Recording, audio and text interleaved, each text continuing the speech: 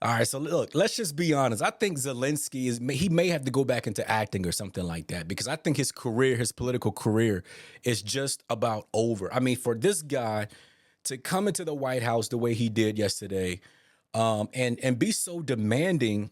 I don't know if it was just him just being upset at the fact that, listen, y'all had this meeting in Saudi Arabia without me. We wasn't at the table when y'all were meeting with Russia. I don't know exactly what it is, but I mean, you saw his ambassador sitting there saying, "Oh my gosh, like what is going on right now?" You have Ukrainian President Zelensky basically calling out the administration, and not even just Trump administration. He's calling out the entire government because he feels like, look, every time we have this ceasefire agreement, okay, because that's what he was there for. He was there to sign this agreement for mineral rights, to bring it in or bring at least a temporary closure to people dying in his country. And so Trump and Vance was simply saying, listen, let's get this ceasefire deal done. And Zelensky said, listen, I don't even want this deal. Look, I want the deal, but I want it with terms, okay? I want security guarantees from the United States of America. And so, as you all know, it wouldn't make sense to give some sort of security guarantee to a country as of right now before a deal of ceasefire actually gets done.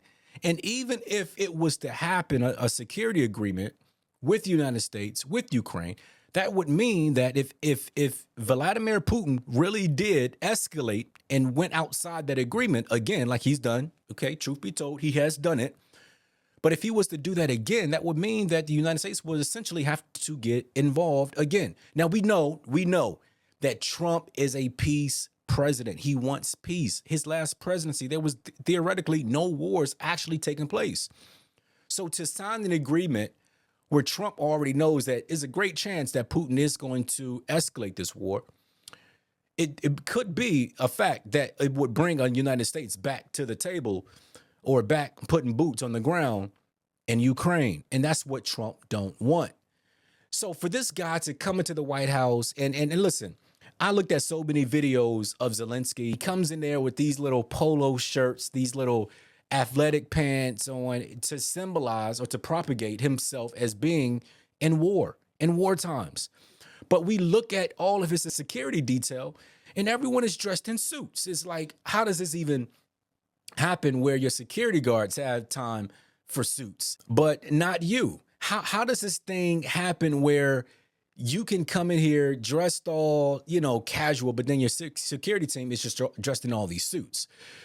So it almost goes to show that this guy is just out here, and I've been saying this for so long. I never really felt comfortable with Zelensky because I felt like, this guy was just out there just taking money. I think the Doge should actually get involved and say, look, let's find out what's really taking place with all this money that's been given to Ukraine, because yes, it may be shown in some military aspect that the money is being used to some degree. The weapons are being used, but what's really taking place on the ground? And, I think that now, listen, I do agree that there are some parts of Zelensky's rebuttal that make sense, right? This guy is dealing with a very small country. He has to go back home to his people and explain the deals that he was able to get done while he was away, right? And so he wants security guarantees. He's like, look, if we're going to give you 50% of our minerals, then we want some guarantees from the United States of America that y'all are going to be there to protect us. I can't sell this to my people and say, look, we gave up 50% of our minerals and we have no guarantees whatsoever that the United States are going to be there. If Putin says the hell with the agreement, we're just going to go in anyway, because that just wouldn't make sense. And based on his history, the country's history, they know that Putin don't honor agreements. But Trump is saying, listen, he's never not agreed to do things according to the agreement that we signed. So why would things be any different? And I think that the Ukrainian president is essentially saying, listen, well, if this agreement stands now, what happens when you're out of office? What happens if something happens to you and you're just not in office anymore? What are we now going to do? Because we know they listen to you, but they don't listen to Obama. They don't listen to Joe Biden. They haven't.